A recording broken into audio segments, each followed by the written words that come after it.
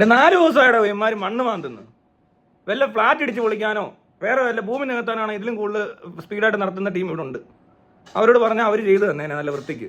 ഇതൊരു മനുഷ്യൻ്റെ മണ്ടയ്ക്ക് ലോറിക്കകത്തിരിക്കുന്നതിൻ്റെ തലയിൽ മണ്ണ് വീണ് കിടക്കുമ്പോൾ ഇവന്മാരെന്തേ കാണിക്കുന്നത്? 4 ദിവസമായിട്ട് ഇവിടെ വെള്ളത്തിൽ പോയ ഒരാളെ തപ്പാനായിട്ട് സ്കൂബ ഡൈവിങ് 2 ദിവസം കിടന്ന് ഡൈവ് ചെയ്തു, ഡെഡ് ബോഡി കിട്ടി. ഇപ്പം അവന്മാർ മാന്തി ലാസ്റ്റ് ഇനി അയാൾ ജീവനോടുണ്ടെന്നുള്ളതിൻ്റെ പ്രതീക്ഷയൊന്നുമില്ല. 4 ദിവസമൊക്കെ പട്ടിണി കിടന്ന് ശ്വാസം മുട്ടി കിടന്നാൽ മരിച്ചു. എന്തോ ഉദ്ദേശിക്കുന്നേ? എന്തിന് കൊള്ളാം? എന്തോ പഠിച്ചത്? എങ്ങാണ്ട് ചുമ്മാ അലഞ്ഞിരിഞ്ഞ് നടന്നവരെ കൂടെ കയറി ഡിസാസ്റ്റർ മാനേജ്മെന്റ് എന്ന് വല്ലാത്ത ഇടപാട് തന്നെ.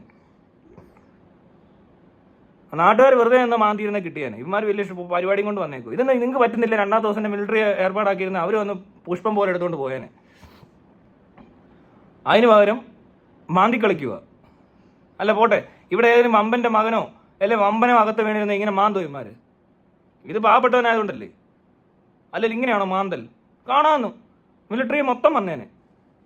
അവരാണെങ്കിൽ ഒരു ദിവസമൊന്നും എടുക്കത്തില്ല, വെറും 6 മണിക്കൂർ, കൃത്യം 6 മണിക്കൂറിൽ മാന്തി മാറ്റും എന്നുള്ള കാര്യത്തിൽ എന്തെങ്കിലും സംശയമുണ്ടോ? 6 മണിക്കൂർ കൊണ്ട് ഇതെന്തുകൊണ്ടാണ് 6ന്റെ കണക്കെന്നായിരിക്കും നിങ്ങൾ വിചാരിക്കുന്നത്? അതായത് 6 എന്ന് പറഞ്ഞാൽ 666 ഇല്ലേ, 666-നകത്ത് 6 ഉണ്ട്. പിന്നെ 6 അടി മണ്ണ്, അതിനകത്ത് 6 ഉണ്ട്. പിന്നെ 7 സ്വരങ്ങൾ, അതിനകത്ത് 6 കഴിഞ്ഞിട്ടാണ് 7. പിന്നുള്ള 6 എന്ന് പറഞ്ഞാൽ 5 വിരലേ ഉള്ളൂ, 6ാമത്തെ വിരലില്ല. പിന്നെ 6 ടണ്ണൻ. അങ്ങനെ പല 6കൾ. 6 എന്ന് പറഞ്ഞാൽ നദി, മനസ്സിലാവുന്നുണ്ടോ? പിന്നെ 6 എന്ന് പറയുന്നത് എന്താണ്? അങ്ങനെ ഒരുപാട് 6 മുഖം, മനസ്സിലായില്ലേ? അങ്ങനെ പല 6. അതുകൊണ്ടാണ് ഈ 6 മണിക്കൂർ. 6 എന്ന് പറഞ്ഞാൽ എത്ര മണിയാണ്? 6 12 പകുതി, മനസ്സിലായില്ലേ? 6 4 24, അങ്ങനെയാണ് 24, 360, 6. അങ്ങനെ എന്തെല്ലാം കാര്യം. ശരിക്കും ജീസസ് ക്രൈസ്റ്റ് ജനിച്ചത് ജനുവരി 6-നാണ് പറയുന്നത്. ഞാനും ബർത്ത്ഡേ, എൻ്റെ ബർത്ത്ഡേ, എ റഹ്മാൻ്റെ ബർത്ത്ഡേ, കപിൽ ദേവിൻ്റെ ബർത്ത്ഡേ. അങ്ങനെ ഇന്ത്യയിൽ നിന്ന് 3 ആൾക്കാരുടെ മെയിനായിട്ടുള്ള 3 ആൾക്കാരുടെ ബർത്ത്ഡേ 6-ാം തീയതി, ജനുവരി 6-നുണ്ട്. ക്യാപ്റ്റനായിട്ട് നമ്മുടെ ഇന്ത്യയിൽ ആദ്യമായിട്ട് ക്രിക്കറ്റിന് കപ്പ് കൊണ്ടുവന്ന് കപിൽ ദേവ്. പിന്നെ മ്യൂസീഷ്യൻ ഓസ്കാർ അവാർഡിന് വരെ പോയ എ റഹ്മാൻ. പിന്നെ എന്നെ പറ്റി പിന്നെ നിങ്ങൾക്ക് അറിയാമല്ലോ, ഞാൻ കൂടുതൽ പറയേണ്ട കാര്യമില്ല. അങ്ങനെ 6 7 6-ാം ദിവസമാണ് ഈ പറഞ്ഞ പോലെ കാര്യങ്ങൾ നടക്കുന്നത്. മനുഷ്യനുണ്ടാകുന്ന 6-ാം ദിവസമാണ്. 1-ാം ദിവസം വെളിച്ചം ഉണ്ടാക്കി കഴിഞ്ഞ് പിന്നെ സൂര്യൻ ഉണ്ടാക്കിയിട്ട് പിന്നെ ചന്ദ്രൻ ഉണ്ടാക്കിയിട്ട് പിന്നെ ഭൂമി ഉണ്ടാക്കിയിട്ട് പിന്നെ വെള്ളം ഉണ്ടാക്കിയിട്ട് മണ്ണ് കുഴച്ച് വെള്ളം മണ്ണും വേണമല്ലോ കുഴയ്ക്കാൻ. അങ്ങനെ കുഴച്ച് അങ്ങനെ ഉണ്ടാക്കിയിട്ട് ഊതി ശ്വാസം ഊതിയപ്പോൾ മനുഷ്യനുണ്ടായത് 6-ാം ദിവസമാണ്. അങ്ങനെ മനുഷ്യനും മണ്ണുമായിട്ടുള്ള ഈ ബന്ധത്തിലൊരു 6 ഉണ്ട്, മനസ്സിലായോ? 6 മാസം, 6 6 12 മാസം, 360, 6 6 36. പിന്നെ 6th സെൻസ് ഉണ്ട്. അങ്ങനെ ഒരുപാട് 6കൾ. അങ്ങനെ 6-നെ പറ്റി പറയുകയാണെങ്കിൽ ഇനി ഒരുപാട് കാര്യങ്ങൾ നമുക്ക് എടുത്ത് പറയേണ്ടതായിട്ടിരിക്കുന്നു. പക്ഷെ എനിക്കെല്ലാം പെട്ടെന്ന് ഓർമ്മ വന്നില്ല. 32 പല്ല്, 2 കണ്ണ്. അവിടെ എന്താ 6-ന്ന് ചോദിക്കുമായിരിക്കും അല്ലേ? അങ്ങനെ 3 പേരുടെ കണ്ണ്, 6 അല്ലേ? ശരിയല്ലേ? നീ തന്നെ ചിരിച്ചത്? സത്യം കേട്ടാ ചിരിക്കൂ? ഓ, അപ്പൊ അങ്ങനെയാണ് ഈ 6.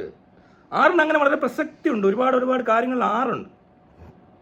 അപ്പൊ അതുകൊണ്ടാണ് ഞാനീ പറഞ്ഞത് 6 ദിവസം കൊണ്ട് മിലിറ്ററി ആണെങ്കിൽ ഇയാളെ മാന്തി പുറത്തെടുത്ത് ജീവനോടെ പുഷ്പം പോലെ നിന്റെ പഴയ ഗംഗ എനിക്ക് വേണം, മനസ്സിലായോ? ഇത് ഉമ്മാതെ കിടന്ന് മാന്തി ഗംഗേ ഇല്ല, യമുനേ ഇല്ല. സണ്ണിയെ വിളി. ചുമ്മാ അല്ല, സണ്ണി അവിടെ ഞാൻ പറയുന്നില്ല, ട്രെയിനിങ് എടുത്ത ഇഷ്ടം പോലെ പട്ടാളക്കാരുണ്ട് അവിടെ. അവർ വന്നിട്ട് പറഞ്ഞേനെ ഓജസ്സും തേജസ്സുമുള്ള അജീഷിനെ ഞാനിപ്പോൾ എടുത്തു തരാമെന്ന് മണ്ണിനടിയെന്ന്. അങ്ങനെ ആ വീട്ടുകാർക്ക് അവനെ ജീവനോടെ കൊടുക്കാമെന്ന്. ഏത് നാട്ടിലേ നടക്കുന്നത്? എന്തോത്തിന് നിൽക്കുക നീയൊക്കെ? ഞാൻ പറഞ്ഞില്ല, ഇത് അത്ര വലിയ പുള്ളിയൊന്നും അല്ല. വല്ല ബെഞ്ചിന്റെ മുകളിലോട്ട് ഇവന്റെയൊക്കെ മറ്റേ മന്ത്രിമാർ പോകുന്നതോ അല്ലെങ്കിൽ ഇവിടുത്തെ ഏതെങ്കിലും പ്രശസ്തന്റെ മകനോ ബന്ധു ആരെങ്കിലും ആണ് ഈ നേരം കൊണ്ട് മിലിറ്ററിയെ വിളിച്ച് വരുത്തി അവന്മാർ ഓജസ്സും തേജസ്സും ഉള്ള ഒരുത്തനെ ജീവനോടെ കൊടുത്തേനെ. ഇതിപ്പോൾ ഇതിന്റെ പേര് മാപ്പ്, കോപ്പ്, സഹോദരൻ, ആ കുടുംബത്തിന്റെ ദുഃഖം, ഇമോഷൻസ്, സെന്റിമെന്റ്സ് ഒക്കെ വിറ്റ് മീഡിയക്കാർക്ക് കുറച്ച് പൈസ കിട്ടും. മറ്റേയാണ് ഒരു ദിവസം കൊണ്ട് പരിപാടി തീരും. അന്നാ ബാബു വന്ന് മറ്റേ പൊത്തിനകത്ത് ഒളിച്ചിരുന്നപ്പോൾ അവനെ മിലിറ്ററി വന്ന് പൊക്കിയെടുത്തു, പരിപാടി കഴിഞ്ഞു. 2-3 ദിവസം ബിരിയാണി കഴിക്കാന്ന് പറഞ്ഞ് മീഡിയക്കാരെല്ലാം അവിടെ ഉണ്ടായിരുന്നു. പക്ഷേ അവർ വന്നുകൊണ്ട് പെട്ടെന്ന് പരിപാടി കഴിഞ്ഞു.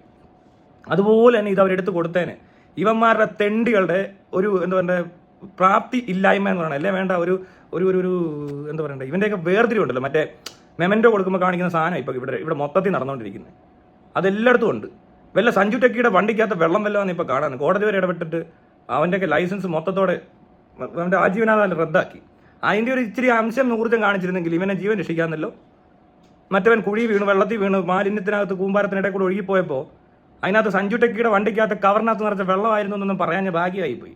അത്രയ്ക്ക് ബുദ്ധിയുള്ള മനുഷ്യർ ഇവിടെ ഇപ്പോൾ ഭയങ്കര പദവികളിലൊക്കെ ഇരിപ്പുണ്ട്. ഇതൊന്നും അവന്മാർ കാണത്തൊന്നുമില്ല കേട്ടോ. ഇത് കാണാനുള്ള അതൊന്നും നമുക്ക് നമ്മുടെ പരിപാടിയല്ലോ. നമ്മുടെ പരിപാടി യൂട്യൂബ് നോക്കുക. യൂട്യൂബിൽ ആരും എന്തെങ്കിലും പറഞ്ഞോ, യൂട്യൂബിൽ എന്തെങ്കിലും ചെയ്തോ, അതിൻ്റെ നടപടി ഭയങ്കര പരിപാടിയാണ്. ആ അത് ആർക്കും അറിയണ്ട. മുല്ലപ്പെരിയാറിൽ ഇതിൽ കൂടുതൽ വെള്ളം കെട്ടി കിടപ്പുണ്ട്. അതൊന്നും ഒരുത്തിനും ഇടപെടുന്നില്ല. ഒരു കോടതിക്ക് ഇടപെടണ്ട, MVDക്ക് ഇടപെടേണ്ട, ഒന്നിനും ഇടപെടേണ്ട. MVD പിന്നെ മുല്ലപ്പെരിയാറിൽ എന്താ ഇടപെടുന്നതെന്ന് എനിക്ക് അതിനകത്ത് വലിയ ഇടപെടേണ്ട ആവശ്യമില്ലാത്തതുകൊണ്ടായിരിക്കും ചിലപ്പോൾ അവർ ഇടപെടാത്തത്. പക്ഷേ കോടതി ഇതെങ്ങനെ സഞ്ജു ടെക്കിയുടെ വെള്ളത്തിനകത്ത് ഉള്ള ആ ഒരു ദുരന്തം മനസ്സിലാകുന്നില്ല. അവിടെ വൻ ദുരന്തമായിരിക്കുന്നത്. ഇത്രയും കൊല്ലം പഴകിയ ഒരു സാധനവും ഒരു ബിൽഡിംഗ് പോലും വെച്ചുകൊണ്ടിരിക്കുന്ന സേഫ് അല്ല. അപ്പോഴാണോ വലിയൊരു ഡാം ഒരു ഏരിയ മൊത്തം കലക്കിക്കൊണ്ട് ഇപ്പോൾ പോകും. ഇപ്പം ഞാനൊക്കെ നാളെ ഇങ്ങനെ വ്ലോഗ് ഇട്ടുകൊണ്ടിരിക്കുമ്പോഴായിരിക്കും ചിലപ്പോൾ ഇങ്ങനെ വെള്ളം വന്നാൽ കഴിഞ്ഞ് തീർന്ന് ചത്ത് അപ്ലോഡ് ചെയ്യാൻ പോലും പറ്റത്തില്ല. ലാസ്റ്റ് വ്ലോഗ് പോലും കാണാൻ പറ്റത്തില്ല. എനിക്കത് നിർബന്ധം. എൻ്റെ അവസാനത്തെ വ്ലോഗ്, ഞാൻ മരിക്കുന്നതിന് ഒരു വ്ലോഗ് വേണമെന്ന്. എൻ്റെ ജീവിതം അഭിലാഷമാണ്, എൻ്റെ മരണ വ്ലോഗ്. മരിക്കാൻ കിടക്കുമ്പോൾ വരണം ഇങ്ങനെ ക്യാമറയൊക്കെ ആയിട്ട്. എങ്ങനെയാണ് മരണത്തോട് എടുത്തുകൊണ്ടിരിക്കുന്നതായിട്ട് തോന്നുന്നുണ്ടോ? ഉണ്ട്. കാരണം ഏതെങ്കിലും മൈരന്മാരുണ്ട് വെള്ളം ഒഴിക്കും. നമ്മളിവിടെ ശ്വാസം കിട്ടാതെ വലിക്കുന്ന ഈ നേരത്തെ ശ്വാസമാണ് വേണ്ടത്, അല്ലാതെ വെള്ളമല്ല. അതുകൊണ്ട് വായിക്കാത്തിട്ട് വെള്ളം എടുക്കും, അത് ലങ്സിൽ പോകും ആള്. അപ്പം തന്നെ എന്തോ ഒരു അവസ്ഥയാണ് നോക്കും. അതാ ഈ വെള്ളം വന്നു. ആരുടെ പറഞ്ഞു വെള്ളം വേണമെന്ന്? മരിക്കും ഏതെങ്കിലും മരിച്ചോ വന്നിട്ട് പറഞ്ഞോ മരിക്കാൻ നേരത്ത് വെള്ളമാണ് ചോദിച്ചതെന്ന്? ഇവനെങ്ങനെ അറിഞ്ഞു ഇവന്മാർ ഇതിനകത്ത് വെള്ളം ഒഴിക്കണമെന്ന്? പിന്നെ വല്ല ചെടിയോ വല്ലതാന്ന് ചോദിച്ചാൽ നനച്ചു കൊടുക്കുക. അല്ല എന്തോ അവിടെ അത് വയ്യ, ശ്വാസം കിട്ടുന്നില്ല. ഇങ്ങനെ വെക്കുക, ഇച്ചിരിയേ ഉള്ളൂ. അതിങ്ങനെ വലിക്കാൻ കിടന്ന് ബുദ്ധിമുട്ടുമ്പോഴാണ് വെള്ളം ഒറ്റ വലി ക്ലോസ്. ദയാവധം അതിനാണ്. ഇതല്ലാതെ വേറൊരു പ്രയോജനം. മരിക്കുന്നതിന് മുമ്പ് വെള്ളം കൊടുക്കരുത്. ഇനി ഞാൻ പറയാം, ഇനി മരിക്കുന്നതിന് മുമ്പ് എന്തൊക്കെ ചെയ്യണം. ഇതിൻ്റെ ഒന്നും ആവശ്യമില്ലെന്ന്. ഇവർ മുമ്പ് ആവശ്യമില്ലാത്ത ഒരു പരിപാടികൾ ചെയ്തുകൊണ്ടിരിക്കുക. പിന്നെ വെള്ളം കുടിച്ച് മരിക്കുന്നവർക്കാണ് വേറെ പ്രത്യേകിച്ച് അതിൻ്റെ ആവശ്യം വരുന്നില്ല. അല്ല ശരിക്കും എന്തിനാണ് മരിക്കുന്നതിന് മുമ്പ് വെള്ളം ഒഴിച്ചു കൊടുക്കുന്നത്? അതാ എനിക്ക് തോന്നുന്നത്. അത് നേരെ ലങ്സിലോട്ടായിരിക്കും പോകുന്നത്. ഇയാൾ ശ്വാസമായി ആവശ്യപ്പെടുന്നത്. ഓക്സിജൻ കൊണ്ട് കൊടുത്താൽ ചിലപ്പോൾ രക്ഷപ്പെട്ട് വരും. കിടന്നോണ്ട് എല്ലാം തന്നെ വെള്ളം കുടിച്ചാൽ ശരിയാകത്തില്ല. അപ്പോഴാണ് ശ്വാസം ഇല്ല കിടക്കുന്നുണ്ട്, വായിക്കാത്തിട്ട് വെള്ളം കൊണ്ടൊഴിക്കുന്നു. പഴയ മൈരന്മാരുടെ ഓരോ മൈര് പരിപാടികൾ ഇങ്ങനെ കുറേ എണ്ണം ഉണ്ടാകുന്നു. ഇനി ഇത് പാകിസ്ഥാനിലായിരുന്നെങ്കിൽ എത്ര ദിവസം കൊണ്ട് എടുക്കുമെന്നായിരിക്കും. അല്ലെ ശ്രീലങ്കയിലോ ബംഗ്ലാദേശിലോ നേപ്പാളിലോ ഒക്കെ ആണെങ്കിൽ ഇത്രയും പെട്ടെന്ന് ഡെഡ് ബോഡി ഒന്നും കിട്ടത്തില്ല. ചിലപ്പോൾ ഡെഡ് ബോഡി കിട്ടിയില്ലെന്ന് വരും. പക്ഷേ അങ്ങനെ അല്ല കേട്ടോ. ഇത് വികസിത രാജ്യങ്ങളിലാണ് ജീവനോട് ആളെ കിട്ടും. ഇതല്ല ഇതിനപ്പുറം വന്നു വീണാൽ അവന്മാർ എടുക്കും.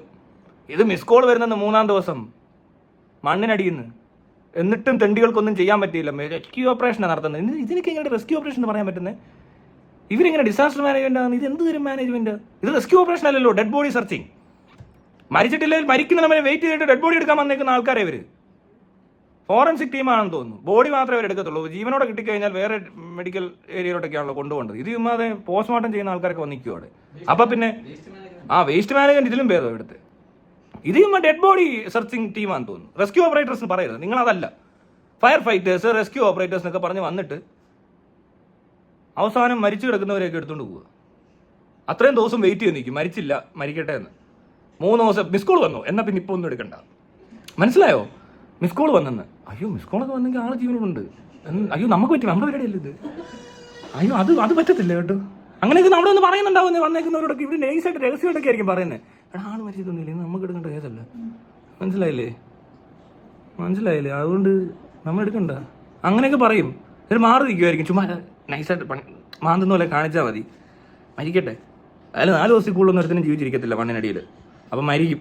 അപ്പോൾ ചെറുതായിട്ട് മാന്തുന്ന പോലെയൊക്കെ കാണിക്കാൻ ഇങ്ങനെ. അപ്പോൾ ഇങ്ങനെ ചൊറിയുന്ന പോലെ മണ്ണെടുക്കും. എന്നിട്ട് അവിടെ ഇങ്ങനെ നിൽക്കും. ഇപ്പോൾ കാണണം കറക്റ്റായിട്ട് ഡെഡ് ബോഡി എടുത്തുകൊണ്ട് വരുന്നതാണോ? മരിച്ചെന്ന് പറയും. അപ്പോൾ അവർ എന്നിട്ട് മറ്റേ മെഡിക്കൽ റിപ്പോർട്ട് വരും. 6 മണിക്കൂറേ ആയുള്ളൂ മരിച്ചിട്ടെന്ന്. അതിന് മുമ്പായിരുന്നെങ്കിൽ നമുക്ക് ഇയാളെ അങ്ങ് രക്ഷിക്കാൻ പറ്റിയിരുന്നു. അപ്പോഴും ഇമാർ പറയും പിന്നെ രക്ഷിക്കാനല്ലേ ഞങ്ങൾ വന്നേക്കുന്നത്, ഞങ്ങൾ ബോഡി എടുക്കാൻ വന്നവരാടാ പോയിരുന്നു. ഇവിടെ അതാ പരിപാടി. ഞങ്ങൾക്ക് അങ്ങനെ ഒരു ഇന്ത്യയിൽ എവിടെ പിന്നെ ഉള്ളത്? ഇത് എല്ലായിടത്തും ബോഡി എടുപ്പേ നടന്നിട്ടുള്ളൂ. അതുകൊണ്ട് എല്ലാവരും വെൽ ട്രെയിൻഡാണ് ഈ ബോഡി എടുക്കുന്നതിനകത്ത്. ജീവൻ രക്ഷിക്കാനുള്ള പരിപാടി അറിയാമെങ്കിലും അതിനുള്ള എക്യുപ്മെന്റ്സുമായിട്ടൊക്കെ വരുവാണെങ്കിൽ അല്ലേ രക്ഷിക്കാൻ പറ്റത്തുള്ളൂ. അത് ഇവിടെ ഇല്ലല്ലോ, കൊണ്ടാണ് അവരെടുക്കത്തില്ലേ. ഒരാൾ മരിക്കാൻ എന്താണല്ലോ അനുവദിക്കത്തില്ല. ഇത്രയും ആൾക്കാർ കൂടി എന്ന് പറയുന്നു. അപ്പോൾ അവർക്ക് അതിനുള്ള സാധനം ഇല്ല. മിലിറ്ററിയോട് പറഞ്ഞിരുന്നെങ്കിൽ കാണാമെന്നിപ്പോൾ. ഞാൻ വെറുതെ പറയുമല്ലോ, നിങ്ങളൊന്ന് എന്ത് ഇതൊന്നും ആലോചിക്കാത്ത.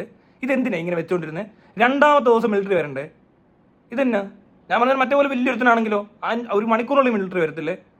ഇത് പാവപ്പെട്ടാനായതുകൊണ്ടല്ലേടാ നീ കൂടെ ഊമ്പിച്ചത്. മൈരന്മാരെ നാണയില്ലാതെ എന്നെ വരും ഇനി മോങ്ങാൻ കുറേ മൈരുകൾ. എല്ലാവരും അങ്ങ് നോക്കിയിരിക്കുമോ ഒരുത്തൻ ചാവുന്നത്? നിങ്ങളെന്തോ എന്നിട്ട് ഇനി വരും മറ്റേ സിനിമയൊക്കെ വരുമായിരിക്കും. മഞ്ഞുമ്മൽ ലോറി, മണ്ണിനടിയിൽ ലോറി. മഞ്ഞുമ്മൽ ബോയ്സിൻ്റെ മണ്ണിനടിയിൽ പോയി എന്ന് പറഞ്ഞ് വേണം ഈ പൊട്ടന്മാർ കുറേ സിനിമ എടുത്തിട്ട് മണ്ണിനടിയിൽ പോയി. അവൻ ലാസ്റ്റ് കേട്ട പാട്ടെന്ന് പറഞ്ഞ് വേണമെങ്കിൽ പാട്ട് കേട്ട് ഇവിടുത്തെ തെണ്ടികളെ കൂടെ സെന്റിമെന്റ്സ് അടിച്ച് ഇമോഷണൽ മറ്റേ ഇതാക്കിയിട്ട് 1 കോടി 2 കോടി ക്ലബ്ബ്, അതിനിടെ പണത്തട്ടിപ്പ്, സൗബിൻ അറസ്റ്റിൽ എന്നൊക്കെ പറഞ്ഞുകൊണ്ട് കുറേ കഥയും.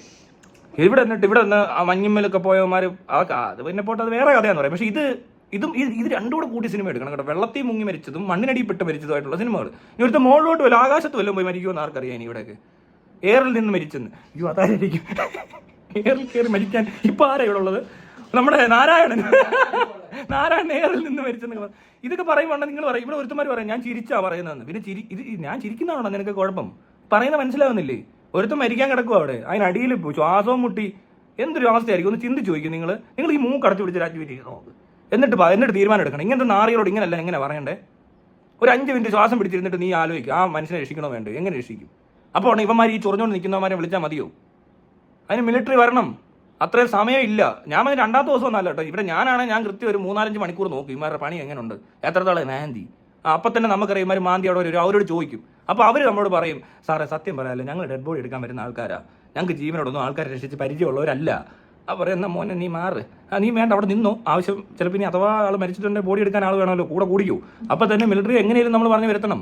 പിന്നെ എന്ത് ഇവിടെ യുദ്ധമൊന്നും അങ്ങനെ അധികം നടക്കുന്നൊന്നുമില്ല, അവർക്കും പണിയൊക്കെ ഉണ്ട്, അവരിത് ചെയ്തോളും. അവർ വളരെ അടിപൊളിയായിട്ട് ചുമ്മാ പൂ പറിക്കുന്ന പോലെ മണ്ണിനടിയിൽ നിന്ന് ഭാരത് ബെൻസും ആ ഡ്രൈവറും അവർ ജീവനോടെ വന്നേനെ. ഏതോ മൈരനൊക്കെ ഇരിക്കും അവിടെ, എന്തോ കട്ട് മുടിച്ച് ജീവിക്കുന്നവരോടൊക്കെ പറഞ്ഞിട്ട് വല്ല കാര്യമുണ്ട്? ഇതിനൊന്നും അല്ലല്ലോ ഇവനൊക്കെ ജീവിക്കുന്നത്. ഇവനൊക്കെ കല്ല് കക്കാനും മോട്ടിക്കാനും സ്വന്തം കീശ വീർപ്പിക്കാനും അല്ലാതെ വേറെ എന്തിനു കൊള്ള ഇവിടെ ഉള്ളവന്മാർ. ഇനി വേണ്ട, ഇവിടുത്തെ മീഡിയയും കീടിയും കൂടെ അവിടെ ചെന്ന് വായും പൊളിച്ച് നടപ്പുണ്ടല്ലോ. നിങ്ങൾക്കൊക്കെ അവൻ്റെ അമ്മയും ആ സഹോദരനും ഒക്കെ അവിടെ നിൽപ്പുണ്ട്, അവരെ കൊണ്ട് പറയിക്ക്. അവരെയൊക്കെ നോക്കിയിട്ട് ഒരു 5 മിനിറ്റ് നിന്നിട്ട് സംസാരിക്കാൻ പറ അവരോട് വന്നിട്ട്, ഈ മന്ത്രിയോടും. ഇവിടെ ഈ പറഞ്ഞ പോലെ പട്ടാളക്കാർക്ക് ഈ വീഡിയോ കണ്ട് നേരത്തെ വരണമായിരുന്നു അവർ മുൻകൈ എടുത്ത്, അല്ലേ? ശരിയല്ലേ? ആ അമ്മയോട് ചോദിക്കണമെന്ന് എന്താ ചെയ്യേണ്ടത്, ഞങ്ങൾ മാന്തിക്കൊണ്ട് നിന്നാൽ മതിയെന്ന് അല്ലേ? വേണ്ട, നിന്റെ ആരെങ്കിലും വീണ എങ്ങനെയാണോ? നിന്റെയൊക്കെ മക്കൾക്കൊക്കെ ഒരു അസുഖം വന്നാൽ നീയൊക്കെ ആശുപത്രിയിലോട്ട് എടുത്തിട്ടുണ്ടോ എന്ന് സ്പീഡ് ഒന്ന് ആലോചിച്ച് നോക്കിയേ. വേണ്ട, നിങ്ങളൊക്കെ കുടുംബത്തെ ആർക്കെങ്കിലും എന്തിനും പറ്റി, എന്തോ പാച്ചിലാ പായുന്ന ലൈറ്റൊക്കെ ഇട്ടിട്ട്, അതെന്തിനാ? അതിനെന്താ അങ്ങനെ ഒരു ഉത്തരവാദിത്തം വേറൊരാൾക്കൊരു ബുദ്ധിമുട്ടുണ്ടാകുമ്പോൾ ഇല്ലാത്ത? എന്തോ സ്പീഡിലാണ് ഇവിടെ കിടന്നുകൊണ്ട് പോകുന്നത്. അല്ല, ഈ മന്ത്രിമാരെ കൊണ്ടുപോകുമ്പോൾ കണ്ടിട്ടുണ്ടോ? എസ്കോട്ട്, കോപ്പ്, അതിന്റെ പുറകെ ആംബുലൻസ്, ഇതെല്ലാം ആയിട്ട് സ്പീഡിൽ പാഞ്ഞുകൊണ്ടിരിക്കുക ഇവര്.